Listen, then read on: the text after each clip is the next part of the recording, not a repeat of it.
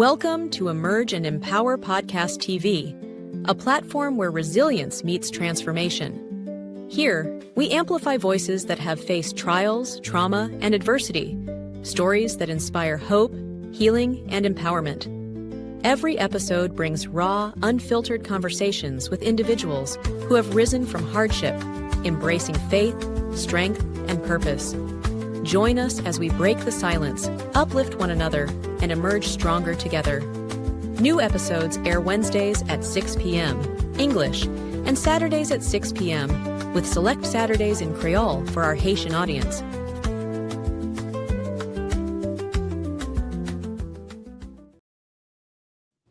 Hello, everyone, and welcome to Emerge and Empower with your host, Dr. Linda. Yes, we are here. And why am I so jovial? Because healing is beautiful. Once you've healed, it's so freeing, so liberating. But we are here telling true stories of individuals who have gone through trauma, who were not so jovial, who were not so happy, and who were not so free. But today they're on the other side. The side where they come on and they share their stories to uplift, to empower. You might have some tear jerkers in there, things that probably can take you back to your own memory or things that you have not shared and you feel that this person is relatable. But again, we want you to get on the front row seat of your lives. Who does not want to be on a front row seat? Front row seat usually means best tickets, best scene, right? But why not be on the front row seat of your life and decide, here's how I want to live. I want to live happy. I want to live free. I want to just move in my freedom, all right? And this is what Immersion and Power is about. You emerge from. Okay, you came away from things that were meant to kill you, destroy you, shut you down, but instead you are here. You are a survivor. And no, it was not your fault, okay? The perpetrator, it was the perpetrator's fault, all right? I have to keep saying that to remind you, even through your healing journey, where you may feel like you have those low moments, those moments where you feel depressed, those moments where you feel like you don't want to get out of bed. I understand, but keep moving. You're doing great. Continue this journey that we call healing on today, because it is one of the best things that we can do for ourselves is to allow ourselves to truly heal. And let us welcome the healing, right? Welcome the healing. Welcome joy. Welcome peace. Welcome freedom, right? Freedom is what we seek. Stay tuned as we will be bringing our guests on shortly. The journey started basically from I was 3 years old when my mom, that's the age that I knew or had understanding of my surroundings, of what was going on, and my mom therefore was children. Imagine waking up every day feeling like, oops, I guess I got to cut that one out.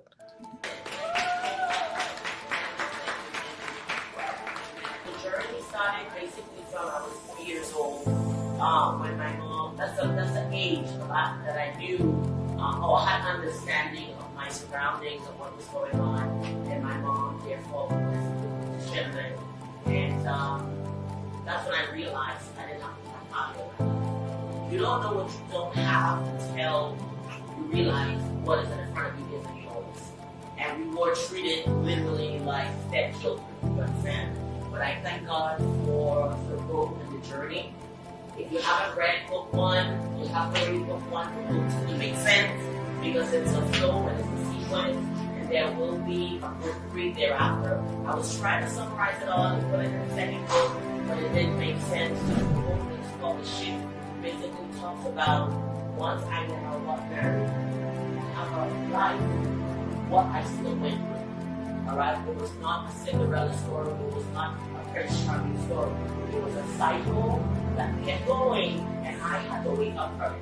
So I live to tell the story because I couldn't be like the women that are on the side of the road. When you see people that are out there prostituting or doing whatever, you don't know their story. No little girl got up and just said, okay, I want to be a prostitute. I want to just be on the street. I want to sell drugs. Nobody wakes up to one thing to do anything. It is the experiences that we come have that causes certain things to end up happening. So as a Christian, first of all, you must be forgiving to people. So something happened. Sometimes I'm watching a lot of African movie. The young lady, that was her only way to be able to help her family. That was the route that she could take. All right. So these journeys are hard. I was suicidal until I was 28 years old. And that's when I forgive myself. Everybody here, you have to want to live. If you are sick, you have to want to be well. So that's basically the journey. I'm growing. Now I turn my feet into purpose. I created We Walk. Come on, come and get together. Excuse to go to brunch. And excuse to do lunch. And excuse to do dinner. That's my journey. So I thank each and every one of you for believing, for coming out here, to be here. I'm part of this society. So I thank you too because everybody responded to my promotion for the ebook that made us bestseller on Amazon. I hope it's next to DJ's book. Amen. So even if it was momentarily, I made it there. Amen. Even if it was for a moment, I made it there, and God can and will continue to do the rest. We did it. Amen. Amen. We did it.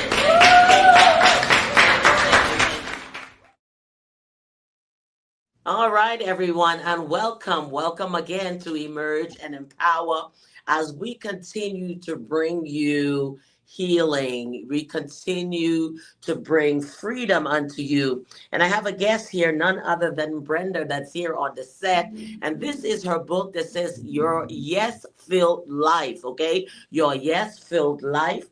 All right, her work helps ambitious women trust their intuition, regulate their nervous system, and reclaim their time and energy so you can step fully into confidence, embodied leadership. Whether through private coaching, breath work, or energy healing, she helped women expand their impact while working less and living more. And you can find her. We'll have all of that in the bio shortly while you will be able to follow. She is a certified advanced trauma-informed breathwork facilitator and somatic coach, okay? Trauma-informed Reiki master, advanced theater healing. I'm not sure if I said that right. And she is an MED in leadership. But today, that is not what brings her on the set on today. What she enjoyed sexual abuse at the hands of a family member, and no one believed her until a pastor did when she was 16 years old.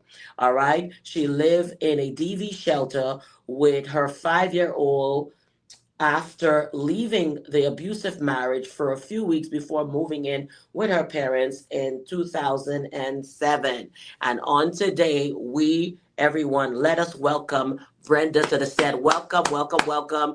Woohoo! Welcome to Emerge and Empower, where we are truly here to heal. That's what healing is about. And Brenda is on the other side of her story. So go ahead and get your couch. You see that comfy couch we have here? Get in, pull up your seat, because this might be a tearjerker, but it's not to sadden you. It is not to trigger you, but instead to push you forward into your healing journey. Brenda, go ahead and introduce yourself to our audience on today. Well, thank you so much for having me, Dr. Linda. I am thrilled to be here and to be a part of your community, a part of your mission. And I just want to say thank you for the work that you're doing in the world. It really is making a difference. Thank you, thank you, thank you. Remember, I too went through it, and I figured, you know what, I was silent. There was no one that seems to be going through what I was going through. And when I did tell my story, I did not get the reaction that I thought I would get. I don't know if they didn't believe me. I don't know what it was. But at the end of the day, I end up leaving the home. So I understand when someone say that they're going through a situation, and I believe talking about it is one of the greatest steps we can take and be bold about it, right? Because we tell our story and we tell our truth, whether people believe us or not, because we experience that. right? So, That's right. Brenda, we're going to dive right into your story so individuals can understand. They see your why, they see what you're doing today, but they don't know what you came away from. So, let's just take us right into your story, and you can start wherever you feel most comfortable. Perfect. Well, I have always been sensitive. I have always been able to see things, hear things, feel things, sense things in the room that other people couldn't. Hmm. And I didn't realize until much later in life that that wasn't something everyone experienced. I thought that was pretty normal. And when I was about a first grader, I had a recognition that what I was doing was different because I was scaring the grown-ups in in my community. So like I would say to the first grade teacher, "Hey, I know you had a fight last night with your husband, but everything's going to be okay." And she would look at me like, "What did you know?" And so I started to take those gifts underground Hmm. because internally I thought there's something wrong with me. Hmm. Hmm. And so as I took those gifts underground, coupled with the abuse I was enduring, what ended up happening was I became a world-class people pleaser. And Wow. I people pleased like my life depended on it because I felt like it did. And there was also a part of me that really enjoyed helping others and Hmm. helping them feel better. And there was like this inward prayer, maybe if I help enough people, Right. someone could help me. Yeah. Yeah. And so, that continued on that pattern. And I grew up in northwestern Nebraska in a little Okay. tiny town called Shadron. And my parents were both music educators, and they were both very well educated, well respected, good at what they do. And I wanted to be like them. Right. So I became a music educator after college. And then I ended up, because I was a world class people pleaser, I ended up in a marriage that echoed the same patterns of abuse that I had endured at the hands of a trusted family member. Hmm. And when I had disclosed the abuse, no one believed me. And it wasn't like I tried it one time. I Right. tried it multiple times with multiple people, and it went on for years. And the impact of that is there was a decision that little girl Brenda made that I'm just going to self abandon a little bit. I'm not going to step into my power because no one believes me. If I keep fighting this fight, I'm going to blow up the family. And then what? Right. And little girl Brenda didn't know. And so I took a lot of my gifts underground. And that includes a lot of my sensitivities, my empathic and psychic abilities. But it also meant that I took my power underground too. Okay. And so when I found myself in a marriage at age, 35, I had just come home from a Mary Kay leadership conference, and I'd taken a little break from teaching, became a Mary Kay sales director, loved it. I felt so lit up by the women around me and just like the power The and community of empowerment. exactly, exactly. And that was the first time that I'd really felt that. And so as I felt more confident, things got worse in the marriage. And ultimately, I ended up leaving that marriage and moving into a domestic violence shelter in 2007. And that was really the beginning of my healing journey. And All so, right. So we're going to yeah, go back because she kind of summarized where we went. So we're going to start off here with that moment. How old were you when you first had the experience? the experience of abuse is that Yes. I don't remember not experiencing abuse. Okay. It was constant every time we went for holidays or summers So as long as from you the can remember. as long as I can remember until the age of 16. Wow. Wow. So you don't have any childhood memory as to here's when it started. It's just, No. wow. Wow. Yeah, This there's is no this is first something. time. Yeah.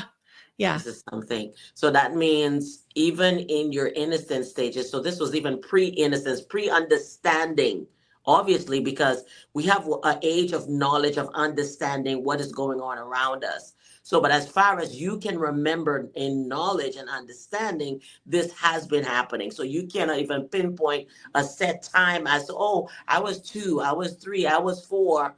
You don't have that type of recollection.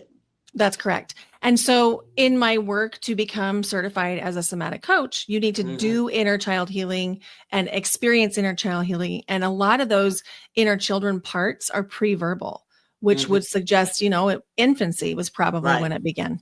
Right. I like when you said that, because I remember when we were doing our pre-interview call, and I was sharing with you when I look back, because I remember as far as being in the womb, I felt like, I was exposed from in the womb. It was like, Mhm. I can't really say, but I can recall certain incidents that stand out. But when I go back into my understanding, I feel, and many times I say this, people might think it's strange.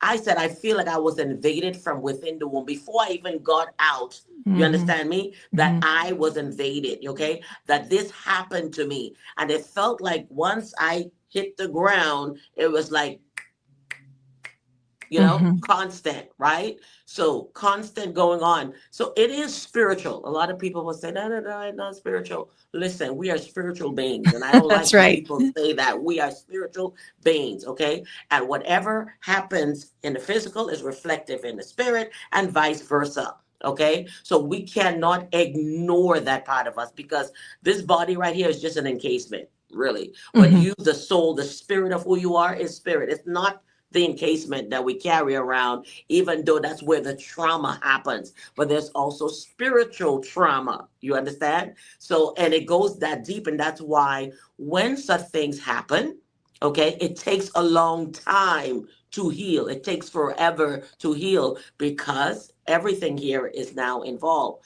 So you can't remember when it happened, which means it was happening. It's just been happening. Right. It was So, part of life. I didn't know anything different.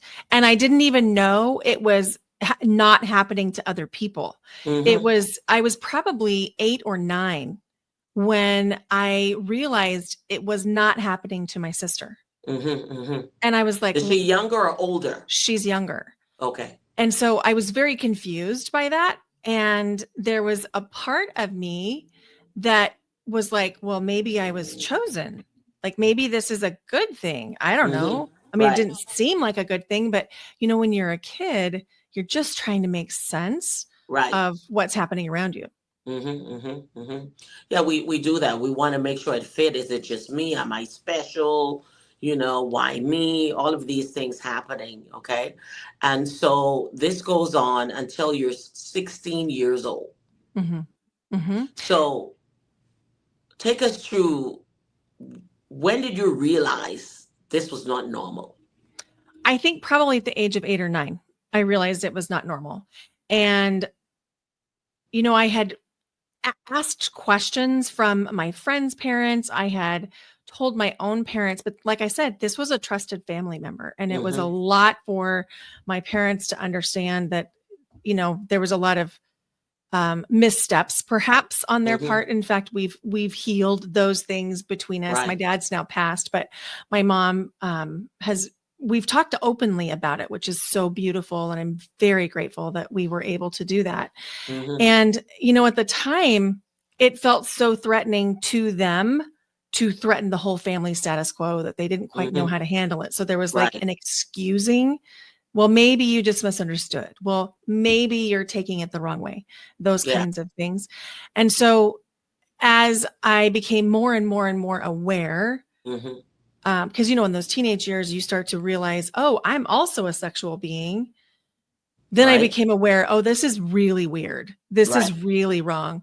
Mm-hmm. And I started to act out. And so I was acting out in very frustrated ways, in very rebellious ways, mostly to try and get someone to pay attention Right. to me. Attention. Yeah. Yes. Yeah.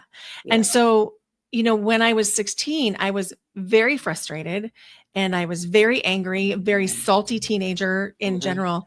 And I remember being so over it, just over the whole thing, over family, over Right. the abuse. I just wanted it to end. And this pastor was a very strong female leader pastor. And Mm-hmm. I don't know what her background was, but Mm-hmm. I know it wasn't only from the church. I Right. suspect she had some Buddhism Okay. looped in there. There were some other traditions that she taught us. We learned about Judaism in our Christian church. And so there was very much a worldview. Right. So when she just gently put her arm around me and she's like, what is wrong?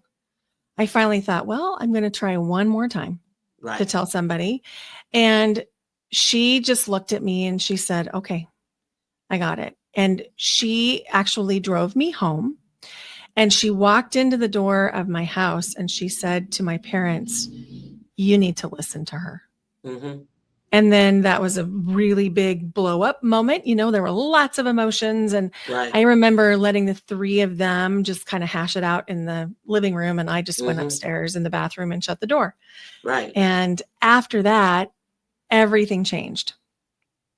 And in good ways and also in hard ways. So Right. I was no longer subjected to the abuse. Right. I didn't have to go to that place anymore. But, you know, one of the things that they don't talk about Let's often ask the question. They were never in your home. This is only when you went to visit. I think it was worse when I went to visit because I didn't have any place to go. But in my own home, I could make myself scarce. I could be busy with friends. I could leave in ways that weren't suspect. So it was less prevalent in my own home. And most of the time we went there because it was a 6-hour drive and they were elderly and that kind of thing. And so most of the time we would go there. Okay. Got you. Got you. Yeah. All right. So we're going to go back to the pastor. Yeah. So after that, the things that started to happen were there were like police reports made and there was an interview with a different state. I was living in Nebraska and I had to go basically make a testimonial, so to speak, in a different state. And I felt so uncomfortable and honestly re-traumatized by that experience. And they gave me the choice. They were like, well, do you want to testify and see this, 80 something year old go to prison or not? And I thought, why is this my choice? Right. But that is often how it goes. Yeah. Yeah. If you're going to press charges or you're not going to press charges. Yeah. But we found out after in part of that process that I was not the only person. Of course not. No, because how you do anything is how you do anything. Yeah. It's never the case. And I'm glad you said it because I've been in groups with women who always thought it was just them until they started talking to cousins and sisters or, even neighborhood kids, because these people not only did it to their family, because if they could do their family member, they could do it to anybody, pretty much. That's right.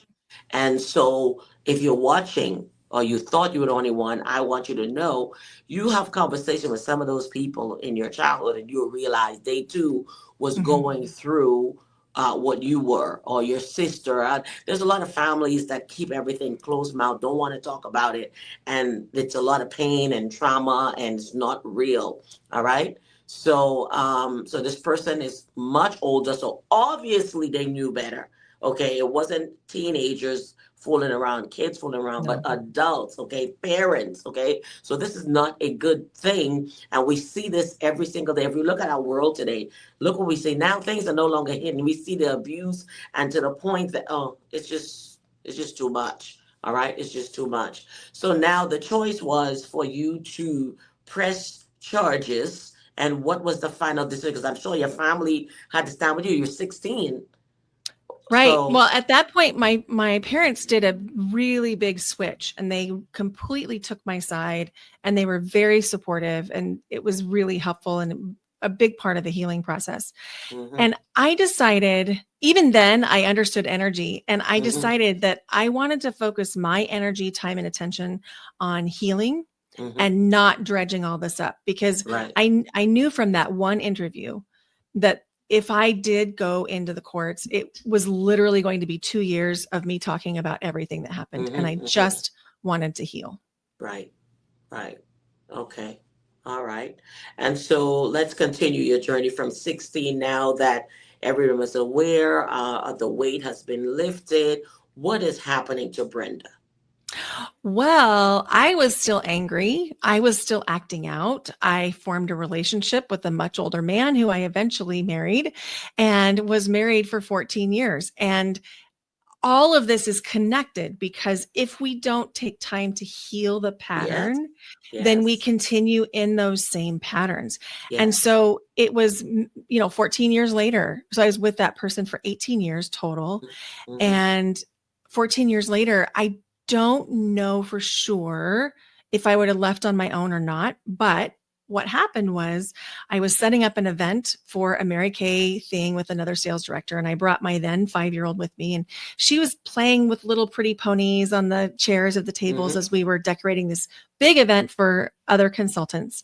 Mm-hmm. And I thought it was a wonderful day. It was one of the best days I'd had in a long time. And I got home that night and had put my daughter to bed, and I was sitting alone in the living room because my former husband worked nights, and the Mm-hmm. phone rang. And it was this Mary Kay beauty consultant. And she said, "What else are you going to let him take from you?" And I said, "I don't know what you're talking about." And Wow. she said, "Yes, you do. And the reason I know you do is because I used to live in a house just like yours." Wow. And I just felt like the blood drain out of my body. I was just Mm-hmm. like almost in Without having shock. any conversation about it at all. That's right. In fact, she said, "It's not what you say, it's what you don't say." That's it. Yeah. That's it. Yeah. Wow. And Wow. so she helped me figure out how to get counseling. She figured out how to get me into a domestic violence shelter that was a crisis center, Mm-hmm. and she was really instrumental in those first few months of trying to figure out what to do because I was challenging my identity Mm-hmm. because I was like never going to be divorced. I was challenging the status quo. I didn't Mm-hmm. have a way to live on my own at that time because everything had gone into the marriage, everything had gone Mm-hmm. into the shared finances, and she just really was patient and loving and really helped me just figure one thing out at a time, Right. even lending me her car for a period of time. Wow. Wow. Wow. So it was like she came to she was what you needed and you didn't realize it. And I say this all the time because we meet individuals who are there, destiny helpers, all Mhm. right, to help you get out of a situation or things that you do not even realize that you're in, all right, and start this journey for you. And once you went into this shelter, how long were you in the shelter? It was probably just shy of 2 months. Okay. Around that time, my parents moved from Nebraska to Idaho, where I was living. Okay. And so I moved in with them for another 4 months. And then this next miracle happened. So at the age of 35, there felt like an expiration date of how long I could live with my parents. And I was so grateful for their help and so grateful for their support and really Hmm. needed a little independence. And Right. so I made a decision that on January 1, 2008, I was going to move into a place of my own. Okay. And I had nothing other than money to deposit. And my mom kept saying, "How are you going to do this? You don't have any furniture. The divorce is still going on. There's a Hmm. pending trial, all the things." And I just said, "I don't know, but I know it will work out." And so we got the keys to the new place. And then the phone rang. And it was another Mary Kay beauty consultant. And she Hmm. said, "Can you be home today from 4 to 6?" And I was like, "Yeah, that's fine." Every Mary Kay beauty consultant who was able to brought in things to that home that afternoon. Wow. They furnished it from top to bottom with furniture, dishes, toys, clothes, a lawnmower, a washer and dryer, Wow. everything. And within 4 hours, we were completely moved into a home of our own. Wow. Wow. That's beautiful. Beautiful. Yeah, Come on, girl power. that's right. Girl power. Love it. Love it. Love it. But again, this is because you opened up. You told your truth. And we hear it all the time, and it's scripture. The truth will set you free, right? That's right. So you liberated yourself, and that's how you got help. See, some people don't want to tell it because they don't know how others will react to them telling their truth, or their truth is going to destroy relationships and all of that. The relationship was destroyed from the moment that person put their hand on you. That's right. That's Okay. right. From that moment, they did not care about this relationship. But you find as children, or when we're in these situations, that we won't say anything because you don't want to cause friction. But it already did. This person crossed the line a long time ago. All right. Hmm. A very Hmm. long time ago. And so, again, I think it's something that just happens because I've yet to find someone who have gone through sexual abuse who didn't find the older person to be more attractive. You understand what I'm saying? Instead of I their do. peers. Maybe it's Hmm. because of the experience of what had happened. And so that's still showing that there's a lot of things that you haven't dealt with, traumatically speaking, to come to that revelation. I, for one, mine is 15 years my senior. And when I started looking back, I was like, this is all a part of it.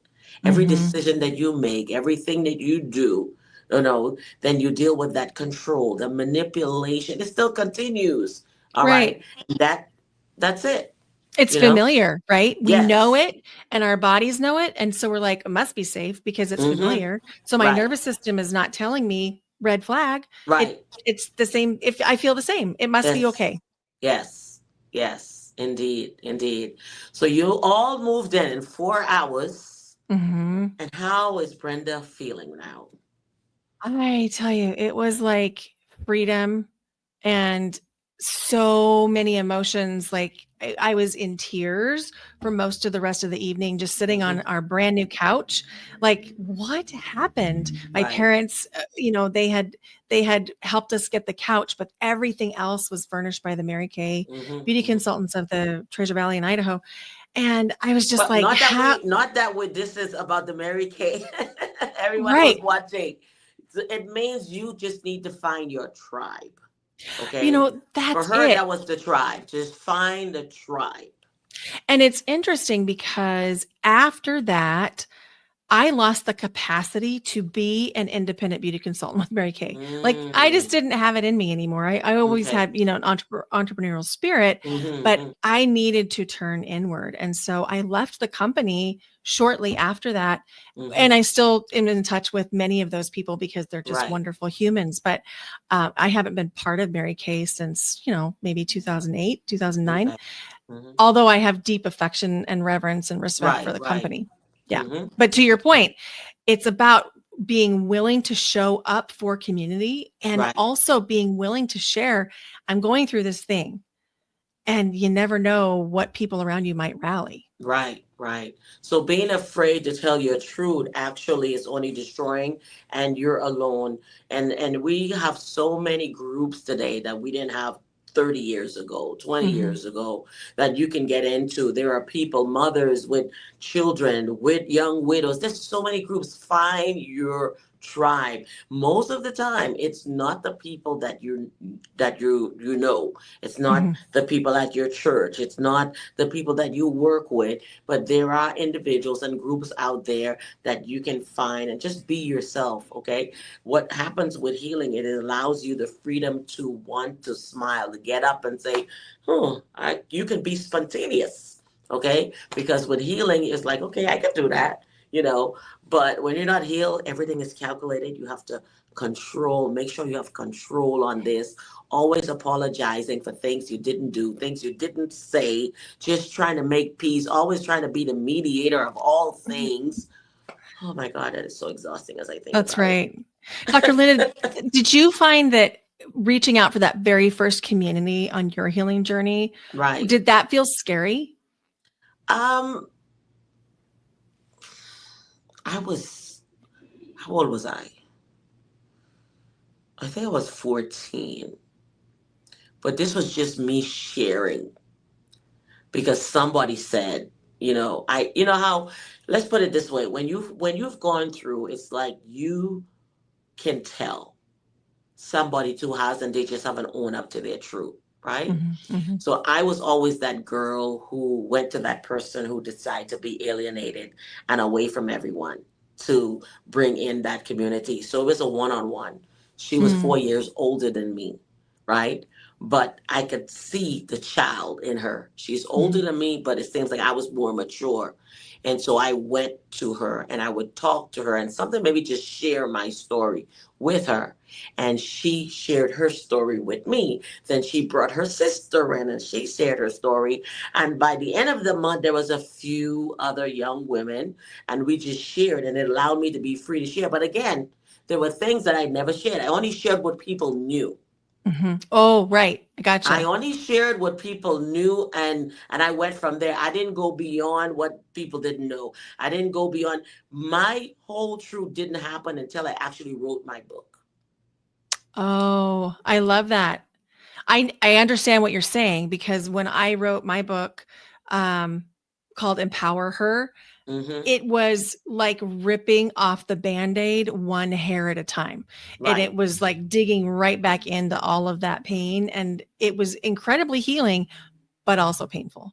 Right. But at that time, too, I had my boldness. So whenever I told my story, all the way up until I was 40 years old, I only told the part that people knew.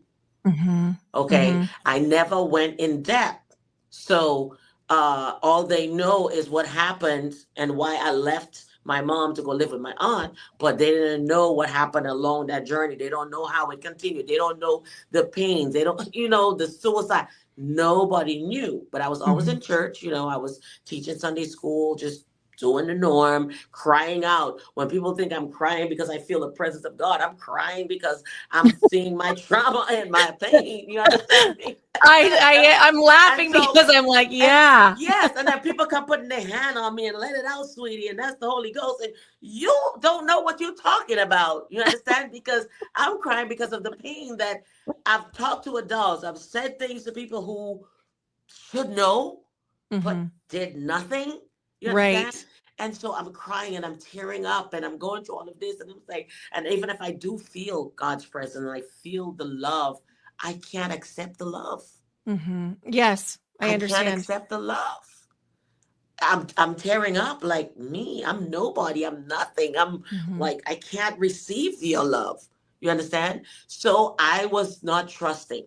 I only Mhm. told what was shared. So even though that group was going on and I was helping other people because I started talking, people were healing. So I've always been the one pouring, pouring, pouring, pouring, but I Mhm. wasn't being poured into. If you understand what I'm saying. Oh, I relate So to that. so I never had that community where I could truly, you understand me, express everything that I went through. So it was just all me. It Mhm. was just all me, and the Spirit of God helping me through. I never went to a psychologist. I never went to any mental health coach, but I knew that things needed to change. And I prayed. And again, even when I was going to write the book, I said, I'm going to write my truth. I didn't call anyone and says, "Hey, here's what happened." No, I said they're gonna find out in this book. You know, Mhm. they will Mhm. find out in this book, and that's what I did. I wrote, and let me tell you, when I talk about memory, it was like it took. I went in chronological order, detail. Like, Mm. how can I remember all of that? Why? From a child, I've always been one, to pinpoint, to remember. Even when things happened, I was 1 or 2 years old, and I would tell my mom this happened when I was older. She said, that was not a dream. That was real. You know, Mm. that was Mhm. real. So I never had that community. So I end up creating that community.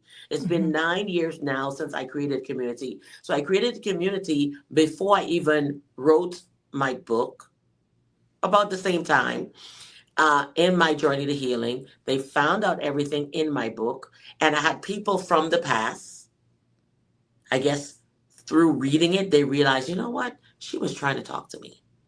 Mhm. She was, Mhm. so they were apologizing to me for not being there because again we do react or show for people to see, what, hey, something's going on, can't you see it, am I invisible, I'm Right. hurting here. So these are the things that indeed happen. Okay, it happened, So as far as having that, I never had that, but I Mhm. was that for others. You see the Right. difference? I do. I do. And so for me, the first time I had community was in that moment at the age of 35. This is what I'm saying. Yeah. And so, and it was interesting because as I was healing and realized I couldn't continue to run a business for Mary Kay, Hmm. uh, I felt like, okay, I'm leaving this community that literally just like gave us Right. the furnishings of our home. But that was my first awareness that, oh, maybe that was the reason I was supposed to be That's it. in that community. And so That's it. since I've made it a commitment to build or be a part of other communities. And Right. so, all this is to say, for anyone listening that thinks you are alone, you're not. There's other people out there that are having similar experiences and also a Hmm. similar yearning. So Right. many clients that I'm talking to recently are talking about the concept of loneliness. And Yes. it's not necessarily aloneness, but loneliness. Loneliness. Yes. Because Yeah. you can know a lot of people and they're in your life and Hmm. you're lonely. Yes. So there's a big difference between alone and lonely. All right, so we're going to go for a short break and we'll come right back. We'll be back. Remember when coffee was just coffee? A routine sip, part of the 2 billion cups consumed daily, enough to fill an Olympic swimming pool every 3 minutes. Same old flavor, same old routine. For centuries, 75% of coffee drinkers have settled for mediocrity, masking the taste with sugar, syrups, and overpriced add-ons. But what if coffee didn't just promise to be amazing? What if it actually was? Introducing Alive Coffee, the first coffee that tastes as good as it makes you feel. Meet the coffee that thinks beyond the cup. Bold, smooth, alive. Made from expertly roasted top-quality beans, Alive Coffee is smooth, rich, and shockingly delicious. Stop drinking May, start drinking Alive. The coffee that delivers just like the 90% who won't start their day without it. Alive Coffee. Wake up, take over. Feel alive. Feel alive, feel alive. And that's how we feel today because we told our story. And I just love the coffee. It's actually a really good coffee. Wow. So, Brenda, we're back here and we've said a lot. Okay. You've talked about a lot. And the journey to healing, as we know, is a continuous thing. It's a continuous healing and this journey. So, you are 35 years old. Actually, that is an age where life tends to change. Every 10 years, things happen. When I Mhm. go back to 35 years old, that was when it really happened for me as well, now that I think about it. Is that right? Uh, yeah, I was 35 years old. I hear When I this a wanted to lot. break, yes, 35 years old, because I got married young. I was 18 when I got married, had my children, had everything, but I was not myself. So Mhm. for the 18 years of the marriage, I felt like I didn't know. I was just existing.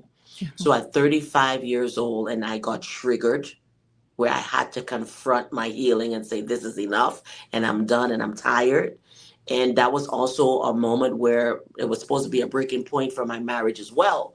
But my husband is one of faith, when you have your faith involved and everything. So it was a struggle. I was also dealing with generational hurts for women before me. So I couldn't be the one to throw in the towel. So Mhm. there was a lot riding on my decision of staying, because a lot of people might say, why did you stay? It was more than me. This was for all the women before me, but it was hard. So from 35 was when I was like, okay, let me be me. I never had my own thoughts. I never did my own things. I didn't, all of this. And I realized I was still trapped being that little girl. Okay. Being that little girl. And this is when I started to come out of my shell. Here's what I like. I'm not going to do things because you want it this way. You understand? So I went through all of that, and it was a journey. It was like a 10-year journey of healing, self discovery. Oh, did I bleed a lot? Because as you go through this journey, okay, you oh my goodness.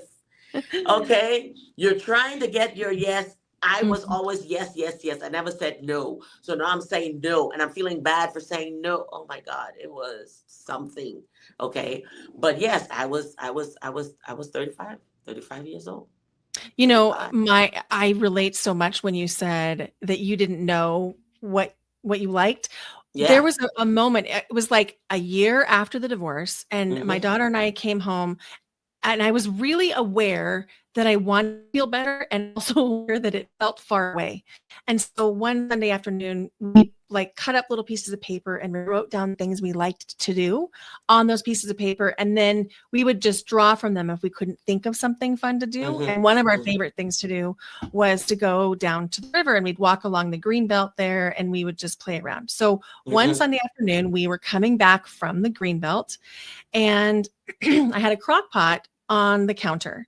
And as I approached the crock pot, I could smell it as soon as we walked in, but Mm-hmm. something was off. And I was like, what's off? Why does this feel weird all of a sudden? Mm-hmm. And something made me ask myself, do I like this?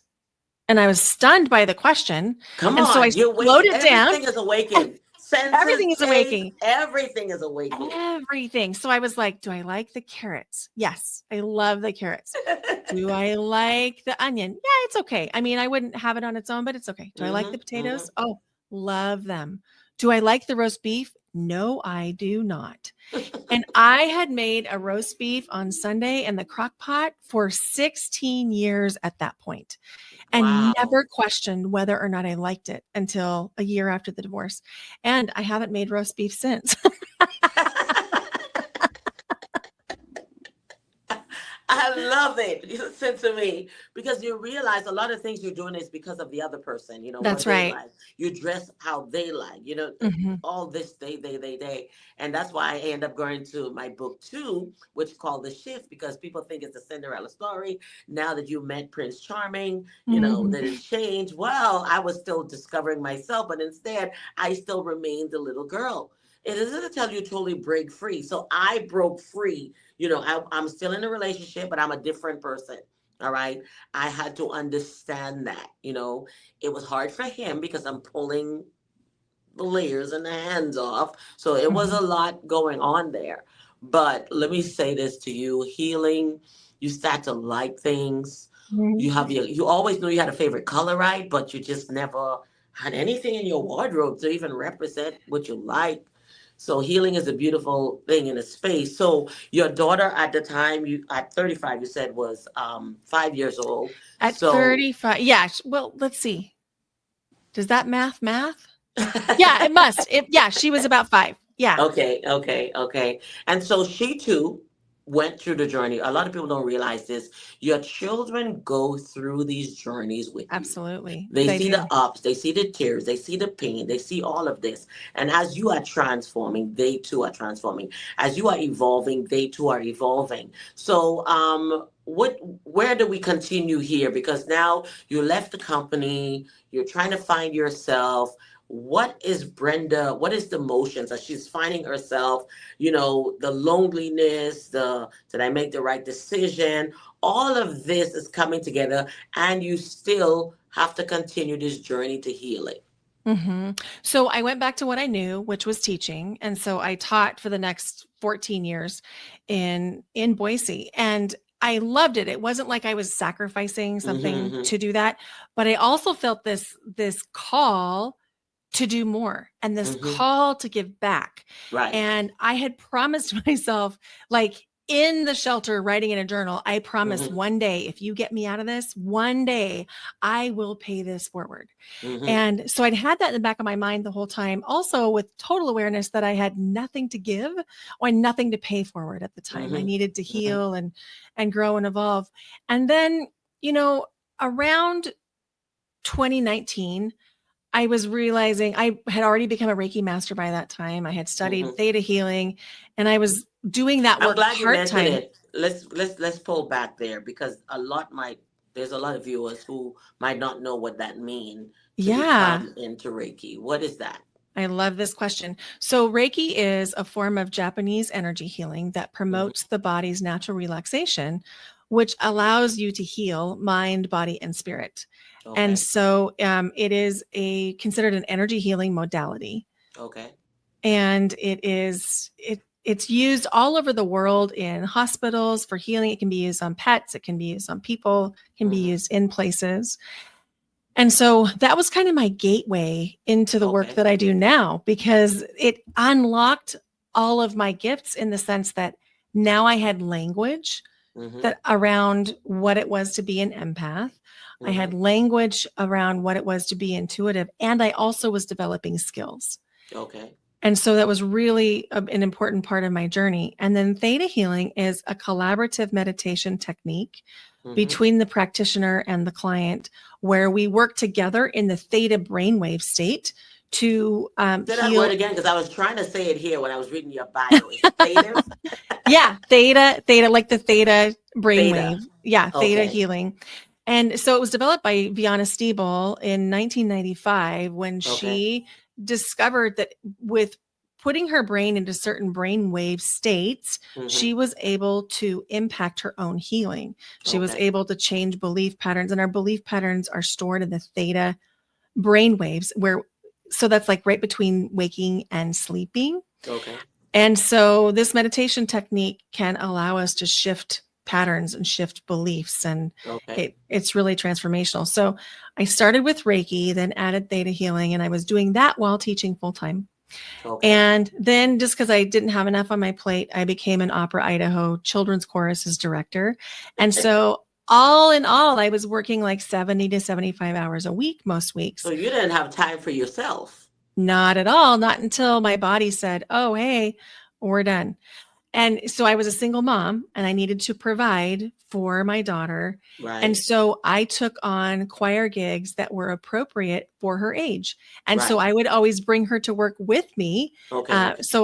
For most of her school years, I was her music teacher. I was her choir director. Okay. And Okay. then when she got into junior high, I would find a job directing a choir that had junior high kids. So then we could Okay. go to that together. Oh, And then okay. It makes sense. So that way you can, yeah, it makes sense. yeah. So we were always spending time together, but I could still provide on one income. Well, it wasn't one income because it was Yeah, one there's income plus. multiple. Yeah, What exactly. I find is when you've gone through trauma, though, you overextend yourself into things. And one Absolutely. of the reasons being is you really don't want to think about you, Mm-hmm. right? If you keep your mind busy, then you don't have to think about your feelings. Because what I find what happens is, like me, I'm busy. I'm here, there. There are people who see me say, you here, you here. If I go on your page, I don't know which thing to pick, because anything for me, I think kingdom minded. So if it could help someone, I'm in insurance, right? I'm an insurance broker. I'm a mental health coach. All of these things, but it's still to help the man, to help the individual to get on the front row seat of their life, right? And Mm-hmm. as I stay busy, then I don't have time to think about shortcomings or all of these different things. You overcompensate in other areas. And so when you do have those moments to Mm-hmm. yourself, it Mm-hmm. takes you into places like, no, mm-mm. Let me just, yeah, let me stay busy. That's Okay. right. That's right. Because that's where, loneliness comes in, even though you are not alone. That's But right. yeah. That's right. And so I had an awareness that needed to shift. I wasn't like I didn't know it needed to shift. I just was telling myself one more year like this until my daughter Hmm. graduates, and then I'm going to shift it up. But my Hmm. body had other ideas. And so the first day of school in 2019, I ended up with a life-threatening health condition and missed the first 2 weeks of school because of Oh, major surgery wow. anyway. So my body was like, okay, stop. So I Hmm. continued to limp through the fall of 2019. And then Wow. when COVID came in 2020, when everyone was sad the world was shutting down, I was Right. relieved. I was like, It's oh, break thank time. goodness I can take a break. And that was kind of so I'd done like a bunch of healing in 2008 and then a Hmm. bunch more in 2015. And then 2020 was kind of the next phase of that, Hmm. of that healing. And so over the course of the pandemic, we ended up moving out of Idaho into Portland, where I now Okay. live. And I studied breath work and I studied somatic coaching and I got my Hmm. certification in both. Okay. And just like you're saying, that was another healing journey because Right. you're healing. And I slowed down. I stopped teaching. And the Mhm. spaciousness was, honestly, it was really hard. I did not expect it to be that hard, but I was Mhm. like curled up on the dining room floor a couple times. Wow. And, it's funny that you go into these healing modalities because you want to help others heal, Right. and you But you have have to to heal heal first. first. Yeah. Yeah. If I had known that, I may have still signed up. I don't know, but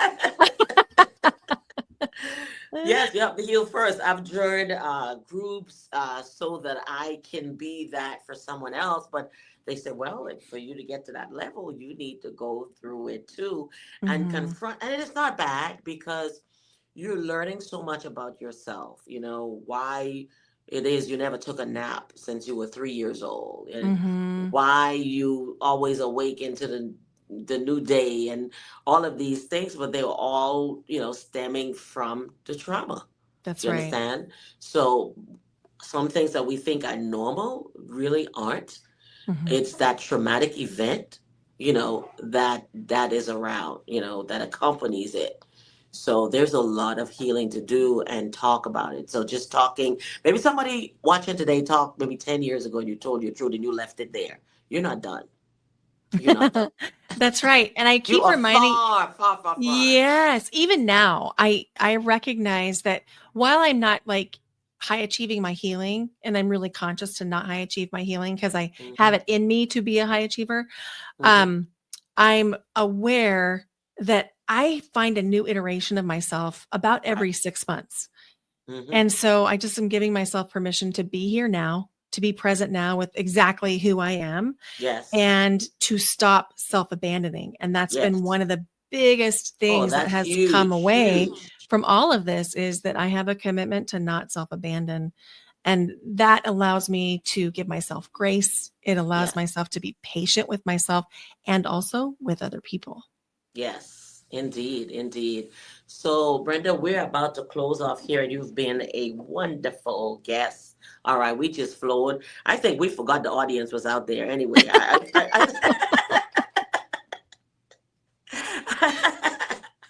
Sorry, guys, but I hope it worked because I hope it reeled you guys in because we pulled out the couch, okay? But in truth, this is what it's all about, just flowing, talking. And if you find Brenda relatable, I need you to connect with her. But I'm going to put the book here because we need to discuss this book. And Okay. the book is called Empower Her. And this is my podcast, Your Yes Filled Mm, Life. all right. And so the podcast has lots of leadership tips on managing empathy to stop self-abandonment, Hmm. really to find that, that inner yes, when you lift your fists up in the air and you're getting ready to just jump up and down, Yes. it's Hmm. that feeling. So the podcast is all about how to find and curate and cultivate that feeling in your everyday life. And how long have you been doing this podcast?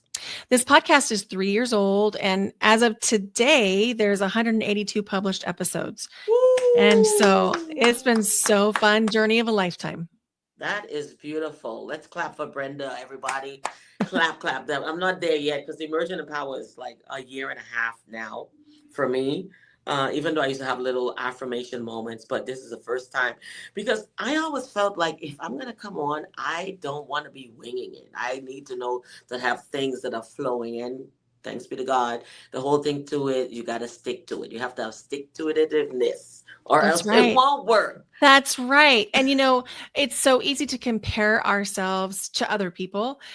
And I would just I'm not say gonna lie. I don't even go on other people's podcasts because I just flow. I don't go on other people's podcasts. I don't know if it's done. I don't watch podcasts. I was never a podcast listener. Okay, never did that. I'll see little clips come through. The ones that come through are people who already have millions something views, and I'll hear something. Just like I don't go on TV or Google or YouTube to get sermon pitches or I just feel like you should have enough inside of you, you understand, to be able to just be authentic. I don't Mhm, want to, if mhm. I'm going to copy a cat, I want to copy the cat, not, you know? That's amazing. I love So that. that's it. But I'm telling you, so most of these podcasts is about healing, for authors, for people. And yes, I will be on Brenda's podcast. That's Okay, right. I've been That's on right. other people's podcasts. I haven't been on podcasts, and it's been at least 2 years. Or when I first launched my book, I was going to podcast, but I haven't been on podcasts. I've been busy. But now I have the opportunity to go on other people's podcasts. So you see me here, and I will be on Brenda's podcast. Yes. Come on over You and listen know, to Dr. Linda yes, there. we're just It's going going to to be talk and amazing. continue. So Brenda is again, it's been a pleasure. I think a lot of people are gonna say she had a lot of fun with this guest today. How come my episode wasn't like that? Just come real. Don't hold anything back. That's all it's about. Be free. But if you're resisting, if I'm pulling and you're not giving me, that's how it works. So That's Brenda, right. we're gonna close out. Thank you for Speak to having that me. mom.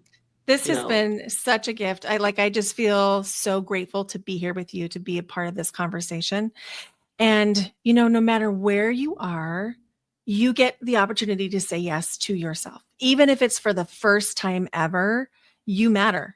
And saying yes to that little nudge, to that little voice inside, take care of yourself the same way you take care of a newborn child. Take mhm, care of your feelings, of your body, of your emotions, of your desires mhm. that wouldn't be on your heart if it weren't for you to bring Right, into the world. right. Right. So everyone, you heard Brenda here on today. The journey, as you could tell, we can laugh now. Whether it was cry, tears, depression, you name it, emptiness. Like my life is not worth anything. We've experienced all of that. So don't say we don't know what you're talking about.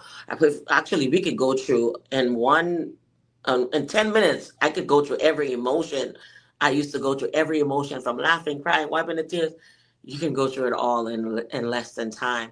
But the best emotion to have is joy, peace. All right. So we're gonna close out this segment, everyone. And as I always do, I always pray at the end. So for anyone on today, Father, who needs healing, who needs a touch, who needs to be reminded, we pray that this episode had reminded them that there is more. Okay, there is more, and you want your children to be in peace and perfect peace. In Jesus' name I pray. Amen. Thank you so Amen. much, Brenda, for being on the set. And bye, everybody. Until next time.